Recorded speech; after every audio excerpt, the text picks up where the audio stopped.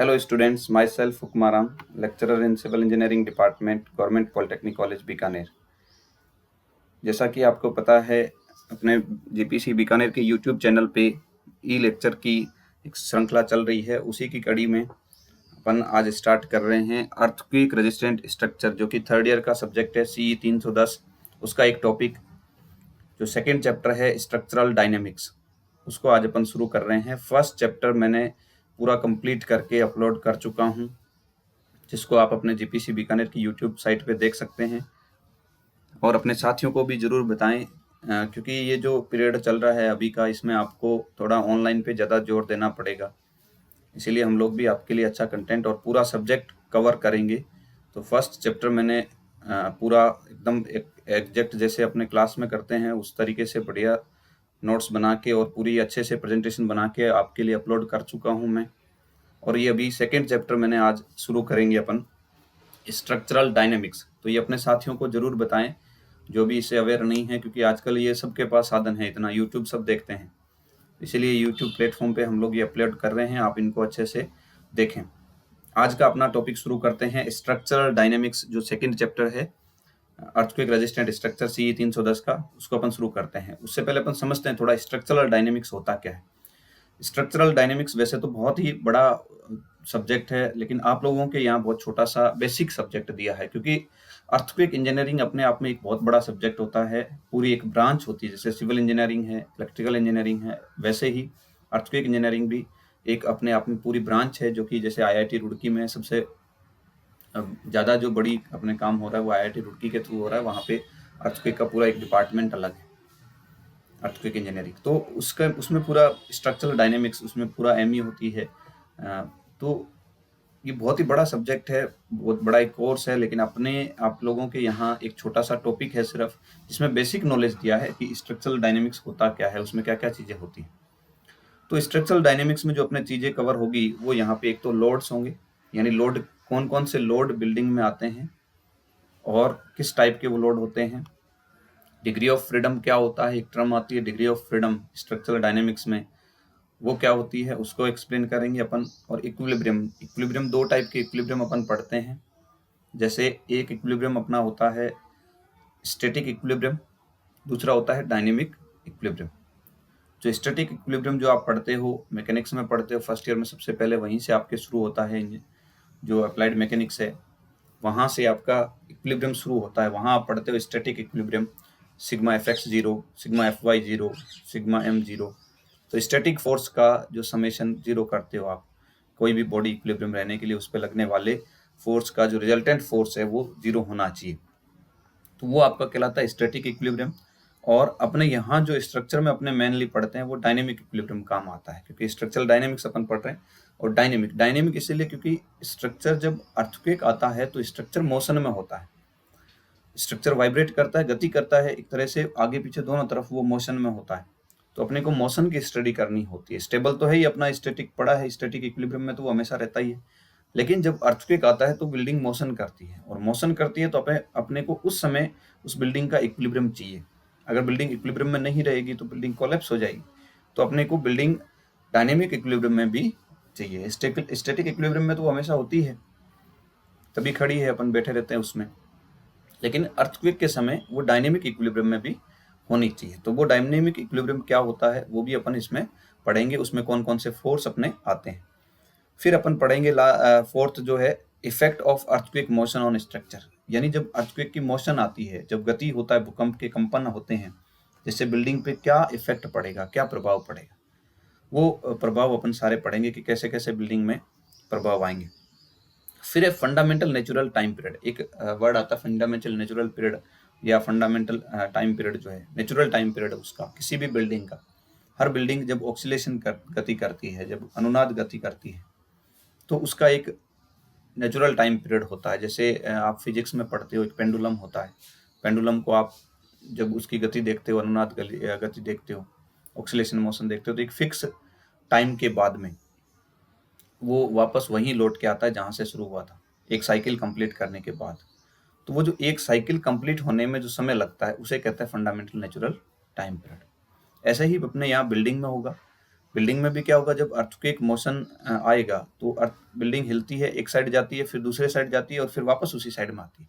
यानी पूरा एक वो सर्किल, जैसे यहाँ से बिल्डिंग यहाँ है, वो पहले इधर गई, फिर इधर गई, फिर वापस यहाँ आई, तो ये एक जो साइकिल कंप्लीट हुआ है पूरा, यहाँ जाना और वापस यहाँ आना, यानी उसी पोजीशन पे आना लौट के, वो जो एक साइकिल कंप्लीट हुआ है वो साइकिल कहलाएगा, वो जो टाइम लगेगा वो कहलाएगा फंडामेंटल नेचुरल टाइम पीरियड। और वो जो टाइम है वो सेकेंड में होता है, वो जो टाइम है वो सेकेंड्स में होता है कि कितने सेकेंड उसको लगे। जैसे बहुत कम होता है, जैसे 0.3 सेकेंड, 0.4 सेकेंड, 0.5 सेकेंड, 1 सेकेंड, इस तरीके से होता है। जैसे जैसे नेचुरल टाइम पीरियड अपना बढ़ता जाएगा वैसे वैसे वो स्ट्रक्चर रिस्की होता जाएगा। तो ये अपने 5 टॉपिक है अपने इस चैप्टर में, छोटा सा चैप्टर है एकदम। अपने इसको कोशिश करेंगे कि एक एक चैप्टर पे लगभग एक एक बन जाए अपना लेक्चर। तो 4 या 5 लेक्चर में, ये छोटे छोटे लेक्चर में, 15-15 मिनट के लेक्चर में ये कंप्लीट अपन कर लेंगे। और ये छोटे छोटे लेक्चर हम इसलिए बना रहे हैं ताकि आप लोग इसको पूरा अच्छे से देखो और कम टाइम लगे।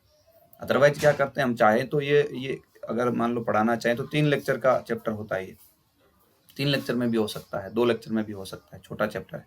लेकिन अगर वो फिर 2 लेक्चर में अगर हम ऑनलाइन कंप्लीट करने की कोशिश करेंगे तो वो आप लोगों को समझ में कम आएगा, क्योंकि थोड़ी ज़्यादा बड़ा वीडियो हो जाएगा। आप लोग बहुत बार देखते भी नहीं, आपके साथ ही नहीं देखते हैं, सोचते हैं इतने बड़े में क्या है पता नहीं।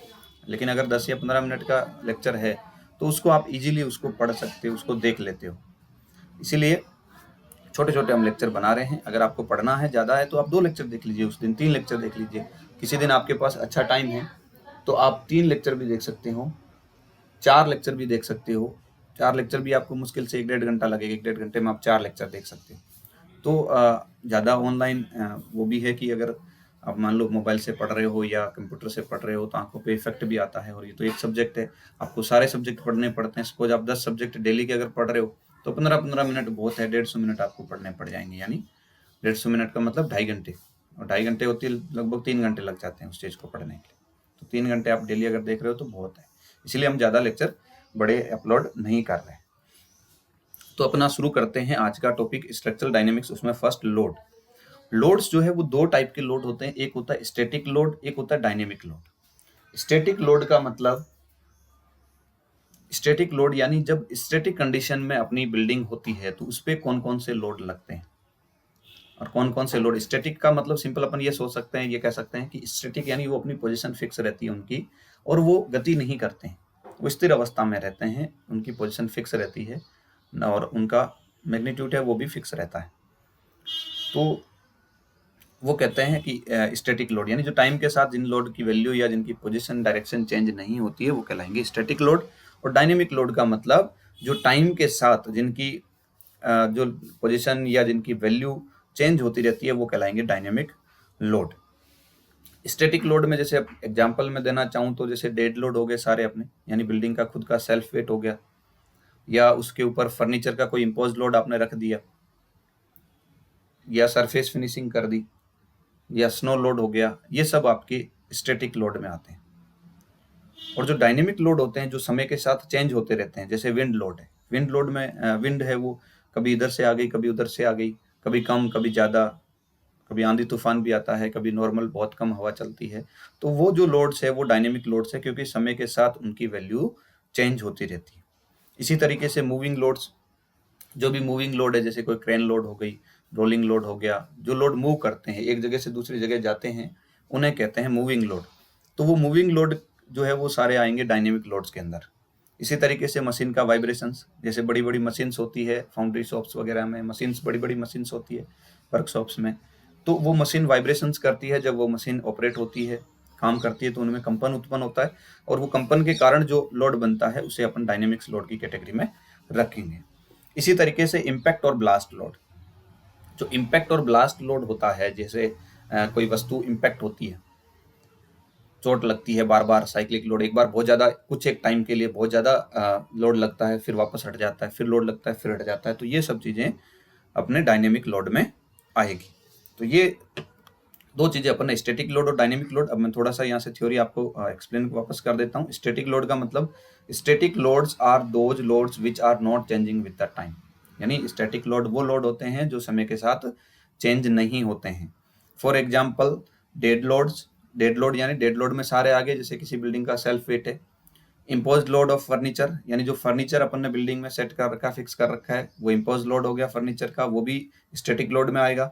सरफेस फिनिशिंग, जैसे अपन फॉल सीलिंग करते हैं या फिर कई बार ऊपर सरफेस के ऊपर अपन टाइल्स वगैरह लगाते हैं, तो वो सरफेस फिनिशिंग या सीसी का फिनिशिंग भी करते हैं सीमेंट कंक्रीट का, वो सब किस में आएंगे, उनके सबके लोड आएंगे स्टैटिक लोड्स के अंदर।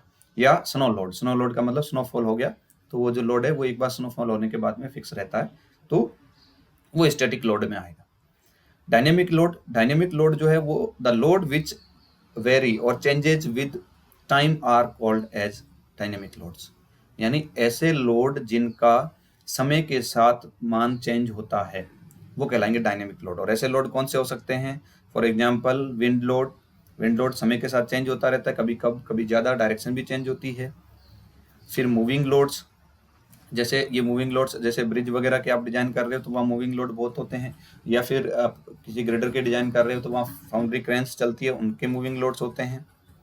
मशीन वाइब्रेशंस, जहाँ मशीन्स काम में आती है, बड़ी बड़ी मशीन्स, उनका वाइब्रेशंस होता है, उनके कारण लगने वाला लोड भी डायनेमिक लोड होगा। Impact and blast load, impact और ब्लास्ट के कारण लगने वाला लोड भी डायनेमिक लोड में आएगा। और डायनेमिक लोड है वो दो प्रकार के होते हैं, एक होता है पीरियोडिक लोड और दूसरा नॉन पीरियोडिक और रैंडम लोड। तो पीरियोडिक लोड और नॉन पीरियोडिक लोड क्या होते हैं? पीरियोडिक लोड का मतलब होता है, ये डायनेमिक की दोनों पार्ट है। पीरियोडिक का मतलब होता है कि एक फिक्स टाइम पीरियड के बाद में, एक फिक्स टाइम इंटरवल के बाद में वो लोड वापस से रिपीट होगा, उसे कहते हैं पीरियोडिक लोड। और नॉन पीरियोडिक लोड का मतलब होता है कि ऐसा लोड जो एक टाइम पीरियड के बाद में वापस रिपीट नहीं होता, यानी वो एक पर्टिकुलर किसी पैटर्न को फॉलो नहीं करता है, वो कभी भी आ जाता है। कभी उसका टाइम इंटरवल 10 सेकेंड होता है, कभी उसका 10 दिन भी हो जाता है, कभी उसका 1 घंटा होता है, कभी 1 महीना भी हो सकता है, तो वो कहलाता है नॉन पीरियोडिक या रैंडम लोड्स। तो क्लियर समझ में आया होगा। अभी अपन वापस थ्योरी देख लेते हैं। पीरियोडिक लोड, पीरियोडिक लोड का मतलब these loads are caused due to periodic nature of vibrations, यानी ये लोड जो है वो वाइब्रेशन के पीरियोडिक नेचर के कारण आते हैं, यानी वाइब्रेशन बार बार एक पीरियोडिक नेचर की वजह से आता है, which means the motion repeats.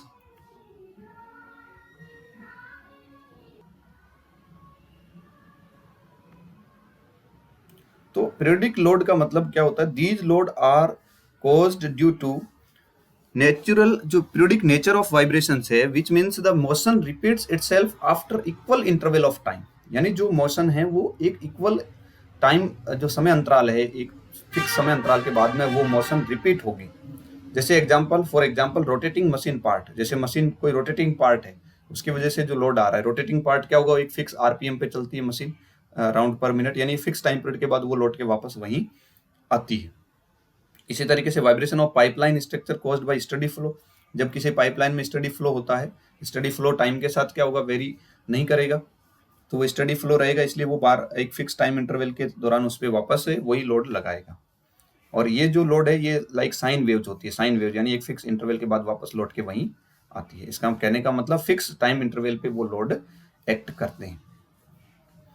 इसी तरीके से अपना हुआ नॉन पीरियोडिक और रैंडम लोड्स। नॉन पीरियोडिक और रैंडम का मतलब the dynamic loads which do not follow any particular pattern over a period of time are called as non periodic और रैंडम लोड्स, यानी ऐसे लोड्स जो एक फिक्स पर्टिकुलर किसी टाइम पीरियड की पैटर्न को फॉलो नहीं कर रहे हैं, यानी ऐसा नहीं है कि किसी टाइम के बाद फिक्स 5 सेकंड बाद लोड आएगा ही आएगा, या 10 सेकंड बाद लोड आएगा ही आएगा, ये किसी फिक्स पैटर्न को फॉलो नहीं करते हैं। और इनका एग्जांपल सबसे जो अच्छा एग्जांपल है वो ले सकते हैं अपन अर्थक्वेक फोर्स, यानी भूकंप के कारण जो बल लगते हैं, जो फोर्स जनरेट होते हैं, जो लोड लगते हैं, वो क्या होंगे, वो डायनेमिक लोड्स होंगे और वो नॉन पीरियोडिक लोड्स होंगे, या जिसे अपन रैंडम लोड्स कहते हैं, वो नॉन पीरियोडिक लोड्स या रैंडम लोड्स होंगे, क्योंकि वो समय के बाद एक फिक्स पर्टिकुलर पैटर्न को फॉलो नहीं करते हैं। क्योंकि कभी भी अर्थक्वेक फोर्स आ सकता है, अर्थक्वेक दिन में 2 बार भी आ सकता है, 4 बार भी आ सकता है, साल में भी नहीं आए, 2 साल भी नहीं आए, ऐसा भी हो सकता है।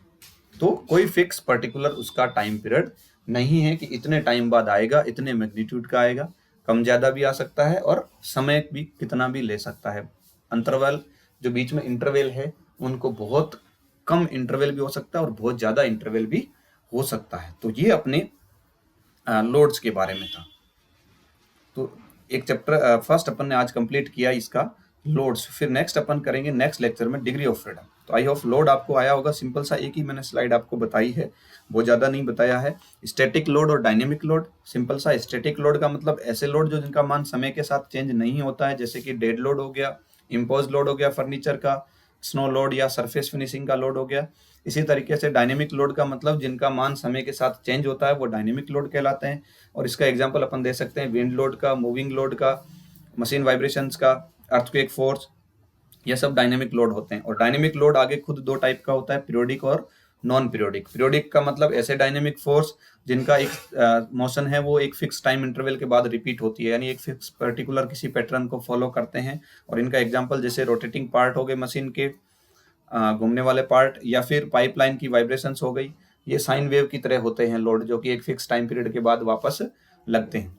नॉन पीरियोडिक और रैंडम लोड्स का मतलब ऐसे डायनेमिक लोड जो किसी पर्टिकुलर पैटर्न को फॉलो नहीं करते हैं, उनका टाइम इंटरवल कोई फिक्स नहीं होता है, लोड कभी भी आ सकता है और कितने भी मैग्नीट्यूड का आ सकता है। जैसे अपने इसके एग्जांपल दे सकते हैं अर्थक्वेक फोर्स। अर्थक्वेक फोर्स कभी भी कितनी भी इंटेंसिटी का आ सकता है, उसका कोई फिक्स पर्टिकुलर टाइम पीरियड नहीं होता है। तो ये आई होप आपको ये समझ में आया होगा। लोड्स मैंने छोटा सा टॉपिक लिया लोड्स। इसी तरीके से अपन नेक्स्ट चैप्टर में नेक्स्ट लेक्चर में पढ़ेंगे डिग्री ऑफ फ्रीडम, जो कि बहुत ही इंपॉर्टेंट टॉपिक है। तो तब तक के लिए थैंक यू वेरी मच। अपने साथियों से इसको शेयर जरूर कीजिए, उसको शेयर करना न भूलें। Thank you.